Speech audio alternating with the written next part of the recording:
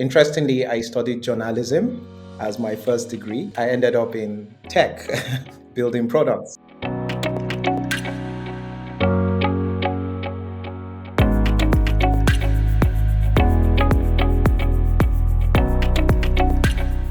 When I started, the idea was it actually started with my own problem. And I was running a business for myself, and I had to basically do everything from the accounting. I didn't know anything about finance. I didn't know anything about business. At the time, I couldn't even afford an accountant. So I ended up having to do everything myself. Initially, it wasn't scary because I had some savings, but as things started coming to reality, it really was scary.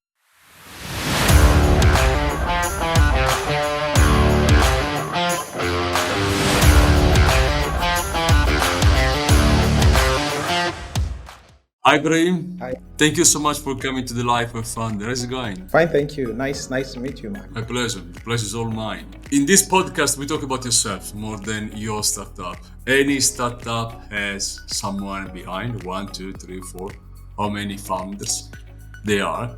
It's about their story more than the startup venture as a company.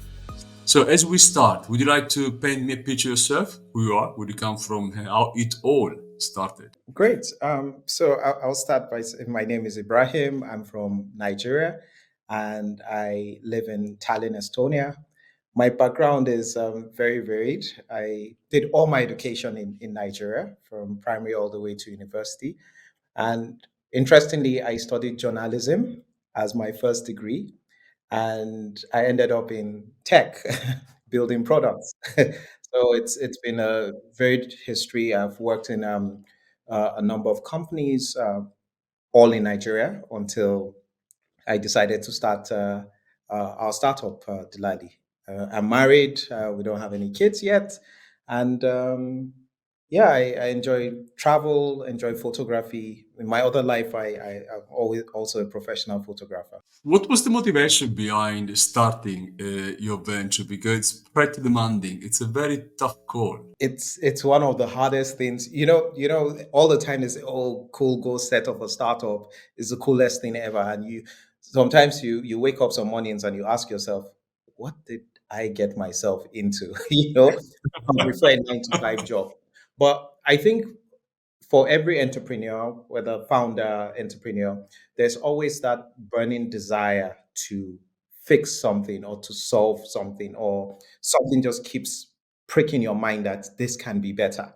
And I think I have maybe an answer to it. And that's what happened for us at Delali.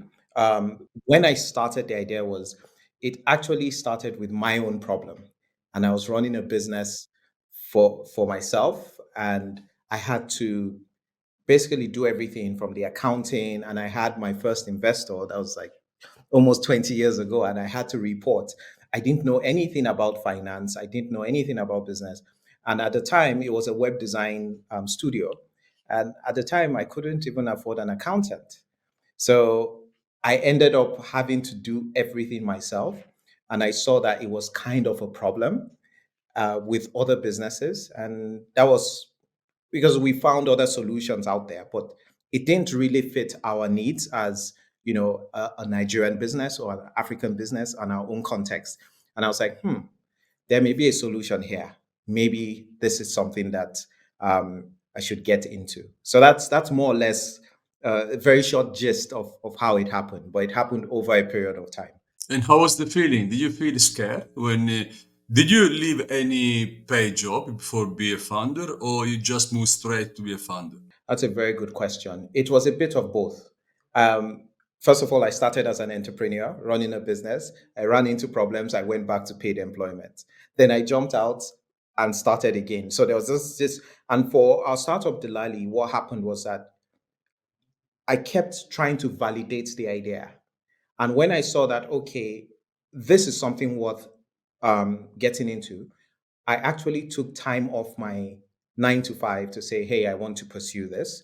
I said, okay, I'm going to give myself 1 year to see what happens. And in that 1 year, COVID happened. I ended up quitting my job to face the startup 100%. and till now I've been in it 100%. How was the feeling? Do you feel scared or excited or a mix of? Initially, it wasn't scary because I had some savings, but as things started coming to reality, it really was scary. I think one of the things that helped me was this wasn't my first venture, so I already had gone through certain experiences that I could leverage on in this particular startup. But the scariest part for me was the fact that I was in Nigeria and I decided that okay, the only way this startup is going to work is that I need to get out of my comfort zone and get to an environment where I won't have any disturbances or distractions.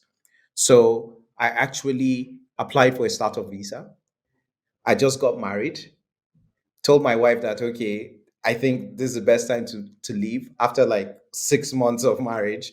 I had enough time to do a startup when I was single. And I got married and decided to start a startup. That was scary. But the scariest part was that we upped and left and moved to a completely different country where we didn't know anyone. And I said, I'm going to move to another country for 1 year and see what happens. And that was crazy and scary at the same time. Where did you move? I moved to Estonia. Okay, so where are you now? Right now I'm in Tallinn, Estonia. Great. This is a challenge on the challenge. Exactly. Doing startup, get married, that's a pure challenge.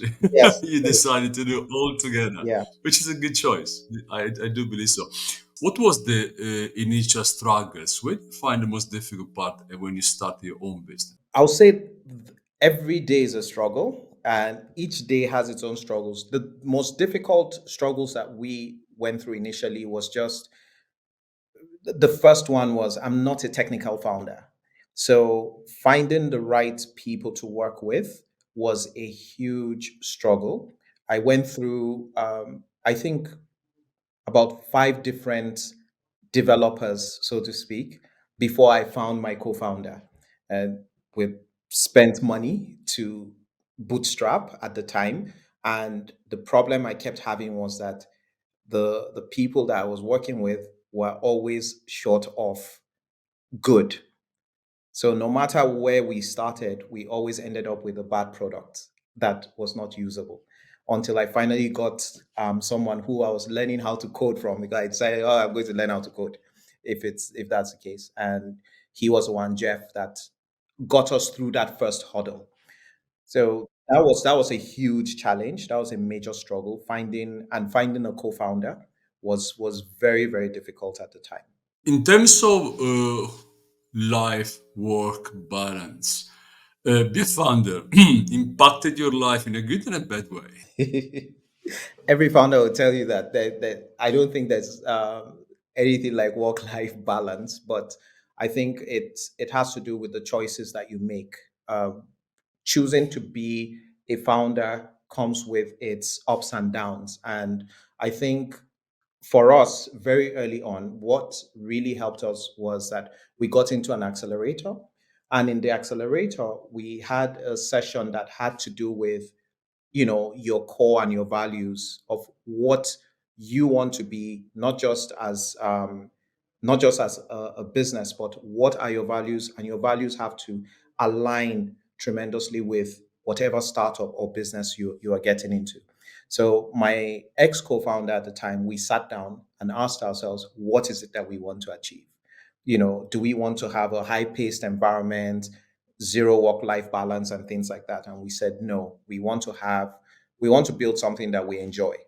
So from the get-go, we said, okay, we choose not to work on weekends, and things like that. Initially, when we started, that was impossible.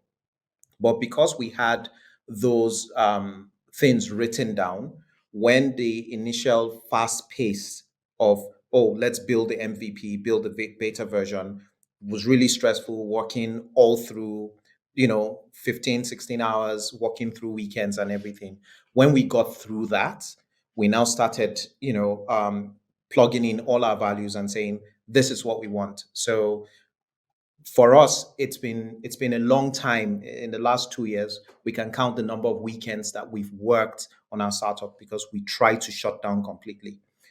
So that way, it helps and helps us to avoid burnout and at least have some kind of balance.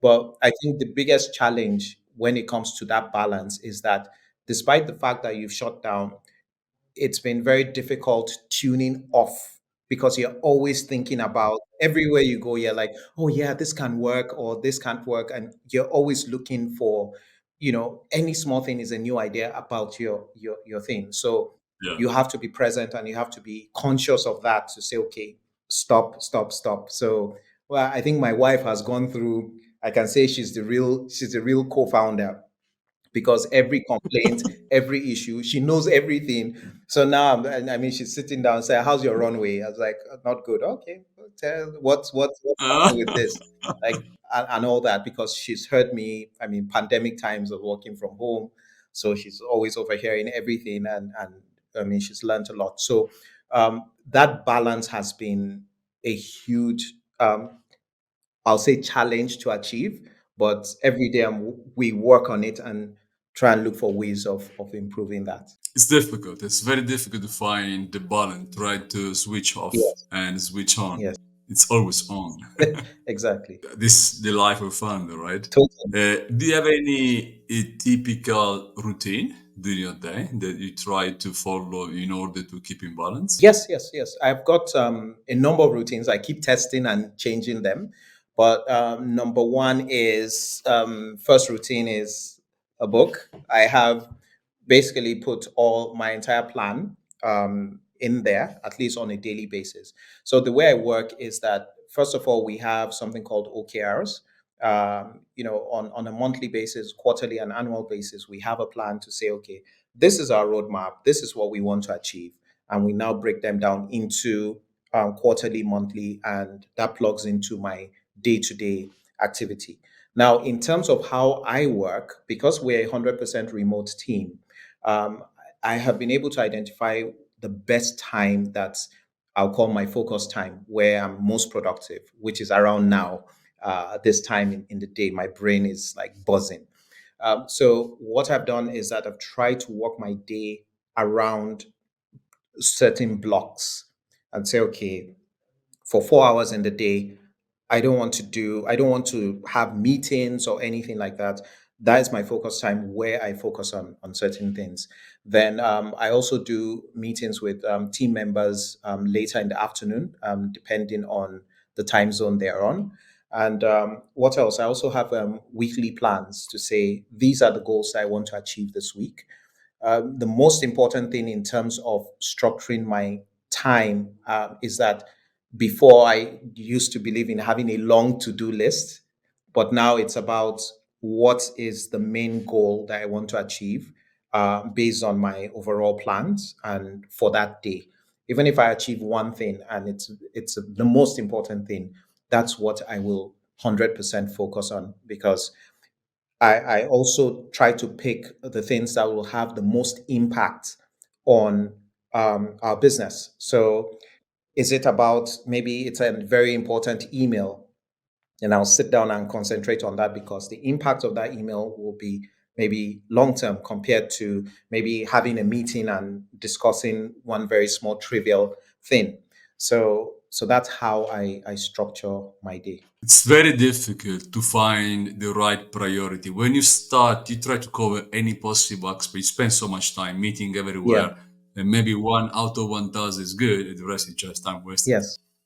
It's true that to find a princess, you must kiss a lot of frog, right? That's the reality. Yes. But at the same time, time is limited, and you must focus yourself on priorities. That's how it works.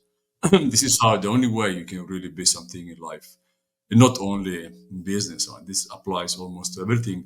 As you said before, it's been very tough, still is tough, and won't stop tomorrow. Have you ever thought during this time, I'm not qualified enough? What am I doing, and why been doing this? Every day. I mean, think about it. I am someone who studied journalism. building a bookkeeping product that is finance accounting solution for small businesses. Every day I have that, will I call it imposter syndrome, to say, am I the right person to build this product? Right. And it's something that I have struggled with uh, most of the time, especially on the down days when things are not working. You're like, okay, maybe I got into the wrong thing. What is it? But what what helps me a lot is, number one, feedback that I get from people. And when even people in finance are telling me that, hey, the way you process things and understand finance, it's probably better than some of us that studied the finance. And that is a very good affirmation for me to say, okay, I have an idea of what I'm doing. The second thing is that one thing I'm learning is that even if I didn't study something, I can actually learn it. So it's not, and I've been in business for close to 20 years. So there's certain things I know in business that maybe, some other people may not know, because that experience is what I am applying to our startup. And the most important thing for me in terms of dealing with that negativity is that I always refer back to that experience to say, hey, we're not just building an accounting solution, we're building a solution for business people like me. And once I get past that, it makes it easier, because when you look at the everyday business person, they did not study finance. They didn't study this. They didn't study all those specializations. They have people that do that. And what I'm saying is, we're building a solution for those kind of businesses, so that, or business owners, so that they can understand their numbers. They can understand their business without having to get into the rocket science of finance, because at the end of the day, what a business needs to know is, how much am I making, how much am I spending. It's actually Indeed. that simple. And the complicated stuff can happen behind, but presenting that information to a business is the most important thing. So that is how I deal with these things. But also, I immerse myself into learning and understanding that particular you know subject matter that I'm working on.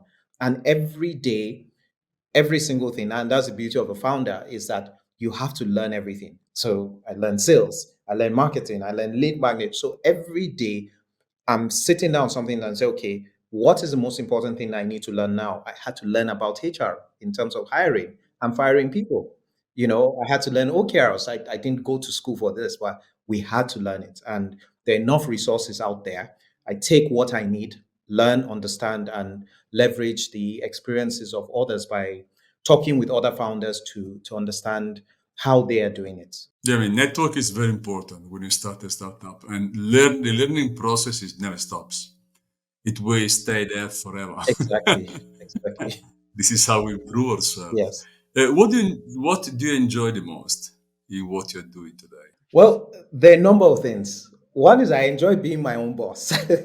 That's I think one of my goals as a founder was, I was looking for freedom, because I mean, you wake up in the morning, and that's why we built a remote team, to give us that independence to, be anywhere and do everything.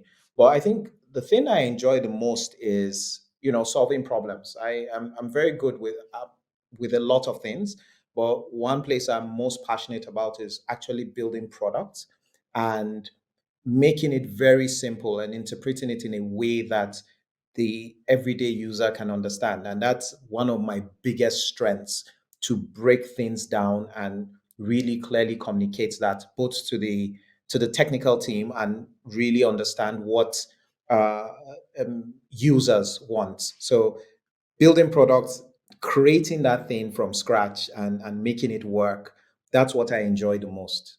As you said before, highs and lows all the time, up and down, up and down. One day you feel God, the day after you feel miserable. And one day you're probably with investors, the after you're probably with sales, and this is how it is. And the day when you start to employ people, you have problem with your employees. How do you keep yourself motivated and resilient? That's a tough one. How do I keep myself motivated? I think okay, I'll give you one example. I was chasing a client, and the client happened to be someone I knew very well, and I was chasing the client for the last 2 years because our product was still evolving to that client's needs or that prospect's needs, and when it was time for that person to make a decision because it was ready to make a decision, decided to go with a competitor product. And he told me to my face that, okay, hey, I decided to go with the competitor product, no hard feelings. And I was pissed. I mean, you can imagine chasing for 2 years. I mean, as a salesperson, that's tough, and I was so sure because I got the assurances, both in email, both in person, that we're going to use your product. And they ended up bailing on us. And that was a real low and tough moment for me because the reason why they left or why they chose to go with our competitor was absolutely right. If I was in their shoes, I would do the same thing because we were not at the point where they could use our product or get the most out of our product. We were just not there. And that really was it was just a motivational killer because I was like, okay, when will we get there? Our competitor is 20 years older than us. They have a lot of experience and everything. And I think one of the biggest things that helped me stay motivated is my wife and my, will I call them friends and other co founders, people in my network, because I was able to express myself to say, oh, this was terrible. And they're like, yeah, you learn from it, just keep at it, stay on it, don't worry, it will be better. Those words of encouragement help. And for me, because I'm someone that likes to solve problems, I started thinking, okay, how can I solve the problem? How can I walk around it and still achieve um, and get the right prospect? So again, my mind shifts from, okay, this is a loss to how can I solve it? And that gets me very excited to say, okay, let's look for something. And, when that happens, a lot of good things happen because we lost that customer, but the the level, the amount of feedback we got, one, helped us to define things better and helped us to sort of focus better. And as a result, we're close to closing another customer, who is even twice as big as, the guy that we lost or the clients that we lost or prospect that we lost. So for me, whenever things are down, I always think of how to solve or how to simplify the process to make it work. And it always gets me motivated to push. I mean, it's nice to see how everyone has a different way to motivate themselves. For example, I done Equity Match is my because Equity Match itself is a startup. We have been running for just 24 months, and I done five with this one, six startups in my life in 20 plus years, and what I very much learned is how to absorb negative answer better than positive. Yeah. So today, when I receive no, I f- I had to be honest. I feel almost not almost absolutely zero. I know very well that an entrepreneur should be prepared to a millions or no before getting a yes. And every time before was any no was down. Any no was down. And I told myself, why should a lot of people let me down? I mean, what's the problem? No, it's their opinion, not mine. If they don't believe what I'm doing, I must keep believing what I'm doing. Otherwise, it's the end of the game. And I tell to all the founders I've been talking to for the last 10 years, I tell them success comes after millions of no. And you will succeed only when you never stop trying. I mean, because if you really try, of course, improving during the day, improving your journey every day, you will succeed 100%. There is no if. You will, but you need to understand the way, and you always need to keep going. Yeah. Find the way. Yeah. And that's what it is. It's beautiful. This is why I believe I met few founders pretty strong today, very successful, running billion companies. and they were not almost, they were bankrupted, completely bankrupted. So they never give up until the day before was the time to close. They saved the company just few days before. And today they are celebrating a billion, 2 billion company. Yes. That's the difference for me. That's what makes founder great is this kind of just very rare attitude that they need to address every day. But what's your relationship with failure? Are you scared to shut down your company one day? Not anymore. First of all, in terms of, remember I told you about the where we set our values and just what we wanted to do as a company and our ethos. One of the things that we do when onboarding anyone on our team, which I do, is we have like I have like a 45-minute session with that person explaining why and how and everything and what our core values are. And one of the things that I always remind everyone is that failure is part of the process. So it's only failure when you keep repeating the same thing, and it's only failure when you give up. So we've tried so many things and failed, and we keep failing, because of dealing with it. And some can be quite expensive failures. That's the truth. But for me, we again, failure is almost like no. So you feel down, but you just have to keep pushing. So for us, it's about taking those failures and learning from it and keep trying. So if you look at, for example, investor engagements, you have the market is terrible right now, and you have like a gazillion no's. Oh, you're not making money. Oh, it doesn't align. This and that and that. But you just have to keep pushing and keep trying. And because it's a failure, like you said earlier, your biggest learnings come from the failures.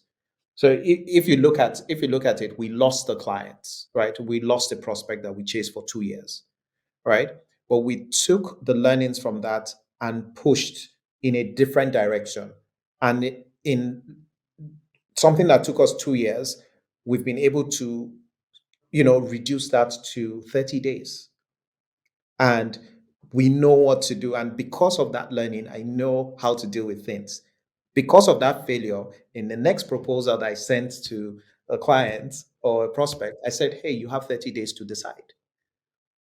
So I know immediately whether it's a yes or no. I won't waste my time doing 2 years waiting and having the kumbaya relation. Hey, what's up? Oh, we're good. You tell it and it is what it is. And just because of that failure, I've been able to learn, and we've adopted it in our process moving forward. So for me, failure is part of the process. It is. You say something extremely right. You must learn. As long as you learn from failure, I've been failing so many times in my life. I can count them. But before, well, I was very pissed off anytime. I was totally against failure. For me, failing was the proxy of dying. But after they said to me, for what I can say, I can't avoid it because it happens almost every day. So there is no day when I go to sleep and say, because I used to do now, take myself for 5 minutes without rushing too much, and say, let me see what I've done today, okay? And when I go through the day, there is no one day that I find myself, okay, this was right. I always find, okay, okay, I've done something nice, but I could have done much, much more. Yeah. And moving myself to the much more so I can improve myself, right? So, and yeah, you ultimately said, you know what, but I fail not almost every day. There is something I did wrong. So if I'm going to be pissed off for any failure, I won't live. Anyway, perfection is not there. Will never be there. That's belong to humans. It will never do. Maybe a robot one day, but I'm not even sure. So you must learn from failure, accepting failure. That's the point. This is what I learned for such a long time. But what you like to do outside working? How do you spend your time? Well, most of the time, my wife complains I'm a terrible partner when it comes to doing anything outside work because I like to No, no worries. I think all partners are the spend same. I like to spend my time at home, actually.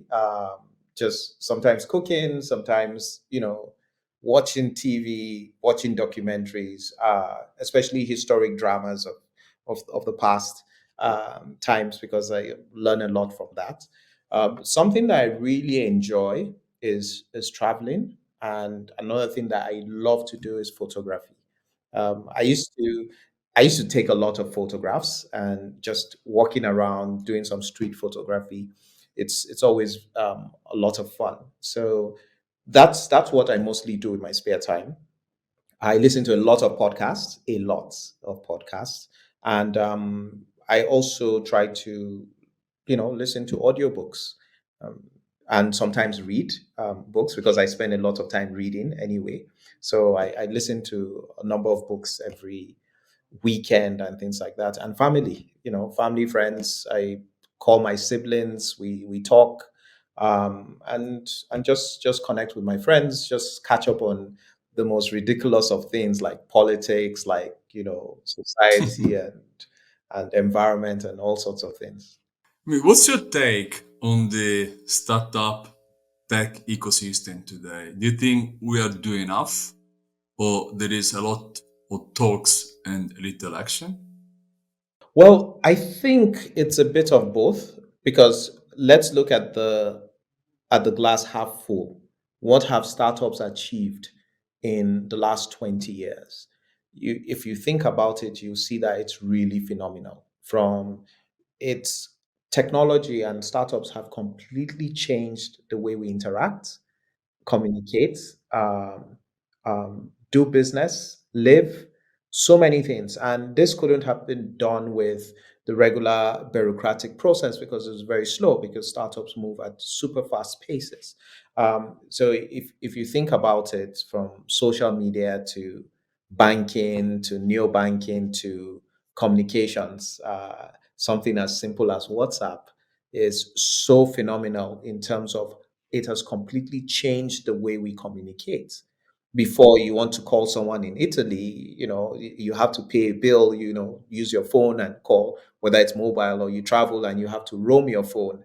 And now you just need data, and you're up and running, and you can be universal. You don't have to change your SIM card, buy, and all those things. So startups have done phenomenally well in the different areas that we focused on. I think one area that I think we need to, will I say, pull the brakes, is that we're now moving in the herd mentality approach that, oh, this is the hottest thing now. So anything outside that, it's a waste of time. And I know people will find this controversial, but if you look at it, 2 years ago or a year and a half ago, everyone was raving about NFT. And till tomorrow, I still don't understand it. In terms of maybe the parts, it's a great technology and can be used for a lot of things. But I think we've applied it for more pop culture things than what it can do. And now we're moving to conversational, is it AI and everything, and it's great, but you know the amount of processing power you're using to just tell me about my favorite color is probably not the best way to use AI, because of the amount of resources that it's going to use to achieve that. I think it's moving in the right direction, quite frankly, because we're looking at things like environment, health, you know genetics, and all sorts of things that can help mankind. And that's the right way to go. So I would look at the glass from half full to say that a lot has been done, a lot of money has gone into it. It's a process. Failure is always part of the process, like we said. So there'll always be startups that will start and fail. But from those experiences, great ideas come out of it. So I think the more that we can get into startups, and really backing great ideas that solve everyday problems, then the only direction we'll move is up. If you can Sit down with world leaders, the one who can make things if they want, they never want. What would you like to ask them? This must be changed. This must be changed because simply cannot work. I mean, this is overall society, politics, tech, entrepreneurship, whatever you like. I think the problem with world leaders, and pardon me, is that how many of them actually get things done?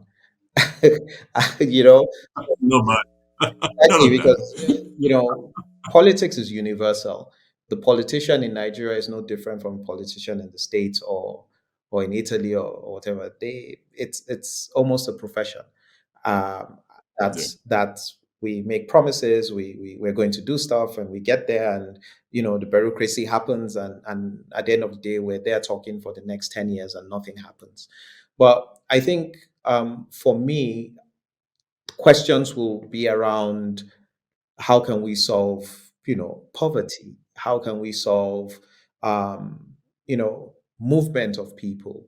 I think education, things like that. The world is moving at such a very quick pace.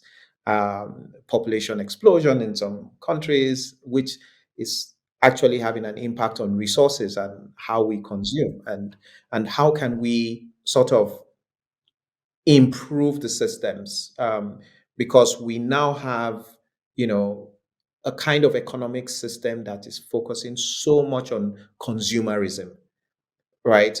Taking too much when you don't even need it. Um, so how can we work together to change that and sort of change the imbalance between the haves and the haves not? Because it's just too much. How can we spread? I know capitalism is great, but at the same time, how can we balance these imbalances to reduce, the tension and resentment and all sorts of things that happen around the world? So I don't know if one world leader can answer my questions. But my real question at the end of the day to that world leader will probably be, how can you execute and get things done fast? Because it's not a matter of, oh, you're there for 8 years or you're there for 10 years. What can you do to move the needle quickly? Because we do not have that time. So that's probably my question and comment. It's a tough one for them. Very tough one. Uh, we just came out from the COP28. Looks like a kind of agreement is done, but just agreements, and after you need to execute. Are you concerned about climate change? 100%. I come from a country, Nigeria, and a region where we've been heavily affected by the climate. So, well, I'll give you an example. I grew up in a city called Zaria in northwest Nigeria, Kaduna State. At this time of the year as a kid, we used to use blankets, and we needed electric heaters in our homes between December and March of every year, because it was usually very, very cold. The Hamatan, we called it the Hamatan weather. Right now, it's so hot. Temperatures have gone up so much that you don't even need a blanket like before. You don't need, okay, maybe you might need a blanket, but you don't need heaters. And there are situations like in 2018, there was a city, Maiduguri in northeast Nigeria. They experienced temperatures dropping to as low as 7 degrees, right? Which was unusually cold, and that's the impact of the environment. The desertification or the encroachment of the Sahara has been so much that people are moving southwards from the northern parts of from the Sahel, from the southern parts of the Sahel, moving down to the rainforest areas because of desertification. Topsoil is being run over. All these things are happening and right in front of us. Now, the impact on that, which many people don't talk about, probably at COP, maybe they're talking about it, but the impact is not just social or economic, it's so much. The conflicts that we have in terms of between farmers, herdsmen, clashes between people, population growth has affected everything. And before we could travel between cities and feel very safe, but now You can't do that. And all these conflicts are as a result of the climate change, the change of the ways of life of certain people, the nomads, the farmers, and everything. And everybody's now fighting for more land to farm. They're fighting for more land to build factories or to do things. So this is having a huge, huge impact in Nigeria alone. I'm very passionate about this because for several years now, continuously, we're beginning to have floods. This year again, we have major floods, you know, and yeah, no matter how much you dam and everything, the weather has changed completely. We're experiencing 45 degrees in some parts of my country that we never ever did. So the environment is something that I'm truly passionate about. Uh, that's one of the reasons why we built our product. We said, hey, why should people keep using paper to make invoices? Why not make electronic invoices? It's cheaper, it's more environmentally friendly. And every day, we have thousands of invoices or receipts or documents actually generated on our platform. So that is the kind of impact we feel that, hey, as the more we go electronic, the better. It has its own challenges, but at least it's probably better than what we currently have. And in the future, it will continue to improve. Climate change is an absolutely problem, and we are so slow that I'm a very positive guy. But if I need to concrete, honest with myself, I'm very much doubting that we can get there. The speed is too high and the action is too slow Yeah. to keep the pace and improving. It's very, very difficult. Anyway, let's keep hoping. Yes. Which are the things in life, principles that you really matters for you and you're willing to fight for? I think principles, I think the most important for me is honesty and just transparency. I think it's something that I strongly believe in and live by. Just doing good and being good. Um, these are my principles. I mean, I don't have many. I just believe that we need to be in a world where people are fair, just, respectful, and always helpful. So I live by these principles, and that is why even with our startup, I mean, I've worked for different businesses. I've seen how people can be treated. And I said, I don't want to be treated the way I was treated. I want to be treated, however, I want to be treated is how I want to work with people, no matter whether professionally or personally. And those are the principles that I live by, that you just have to be fair, good, just, and equitable to people. You read a lot. There is any book that really stand out from the crowd? I'll say two books. One is Shoe Dog by Phil Knight. I think that's a great book. It really is the story of an entrepreneur and the importance of resilience. I recommend to anyone. It doesn't have to be a startup. Anyone that wants to do business or wants to learn about resilience, read that book, Shoe Dog. The second will probably be James Clear's Atomic Habits. Just why I like the book is that it's such a simple read, but has profound impact if you apply most of the um, principles or tasks that have been outlined. It's about that continuous improvement in building habits. They're saying your habit cannot change overnight, but you can move every day by continuously improving by 1% every day. Once you do that, at the end of 365 days, it improves. And a very simple example is you want to wake up early in the morning, right? And say, okay, yes, I wake up at 8 a.m. Okay, I want to start waking up at 6. So I set an alarm for 5:30. You do it for the first 2 days and that's it. But the atomic habit says, okay, maybe you should set an alarm for 7:45. Do that for a week. Then after that, set it to 7:30 and going backwards. And gradually, you start to build that habit. So it's about training yourself to build those habits. And I've taken some of those principles and applied them to myself because I now know this is the time that works best for me. So why waste time when you can't focus or you set things in times that are not where you're most productive? So once and every day, I'm working towards improving. So those two books are books that maybe nonfiction books that I'll recommend for people to read. Maybe other books that have interest would probably be the Harry Potter books. I love them. Surprisingly, I just read them last year and this year. And after reading the last book, I decided to take a break from reading because that's how much I enjoyed it. And I'm like, I'm looking for the next interesting one to read. Yeah. Reading is so crucial in life. I read a lot as well. It's so important. It opens, anytime I read something, it just opens my mind. There is something new in my brain.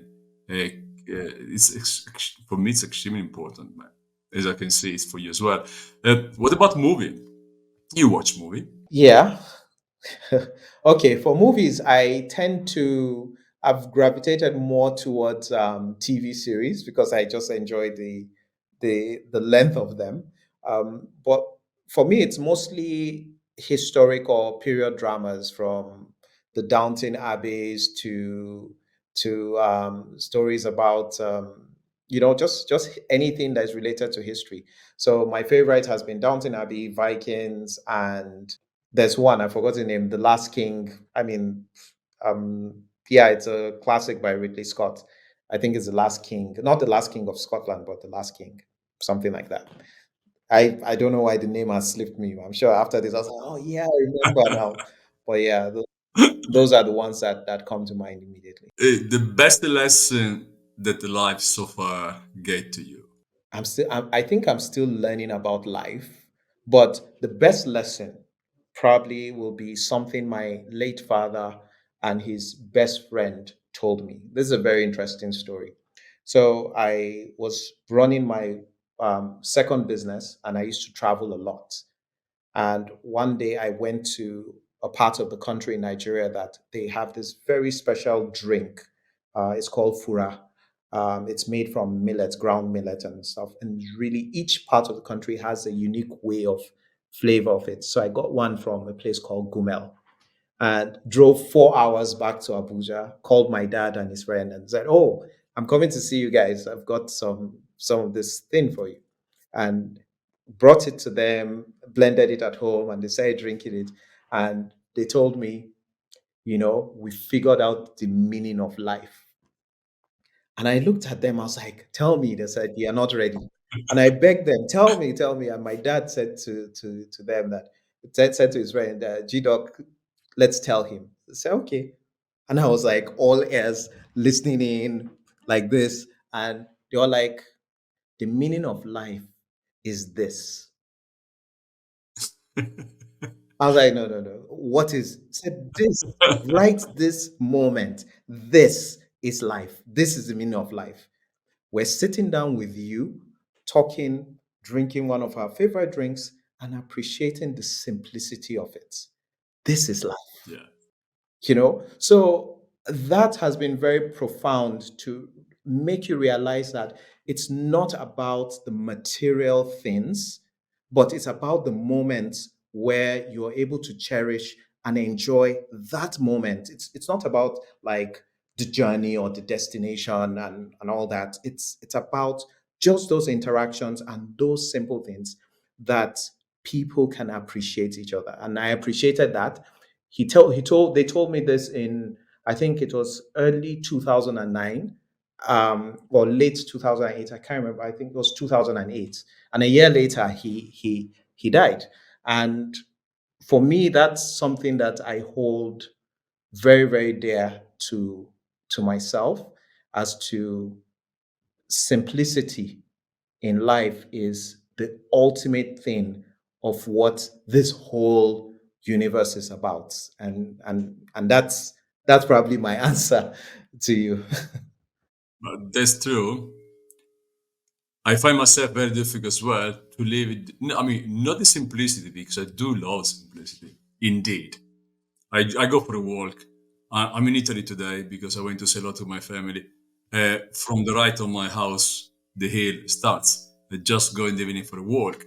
It gives me so much pleasure that there is nothing comparable. But what I struggle is living the present. And I do believe many of us, that's why you don't live the moment because you can't live the present. Your brain is already Yeah. 24 hours at least ahead. Mhm. That's the main problem. Well, So you're right. I think, Simplicity and moment are crucial. yeah, but just to add to that, I think one of the most important things is, those usual affirmations. My wife, she studied psychology, and she made me do something, and I think that's when I started realizing all these things and appreciating it. She said, create a jar of good things, that every day, or whenever something good happens, no matter how small, write it down, right? And keep it in a jar. And at the end of the year or whatever, sit down and just go through it. And when I went through it, I started seeing things that I wrote that I was like, wow, this is, and you find out that it's just those simple things. And that helps you if you can now again build the habit of um, positive affirmations, where at the end of the day you spend 5 minutes, reflecting on the day. Maybe you can add a minute to actually reflect, to say, wow, okay, this moment, I appreciate it.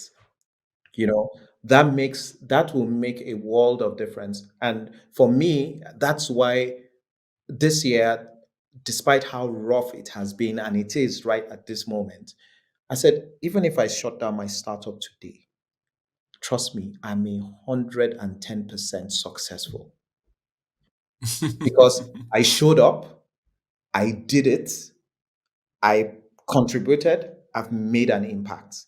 Those four things are, just taking that first step and seeing it through. It's already success.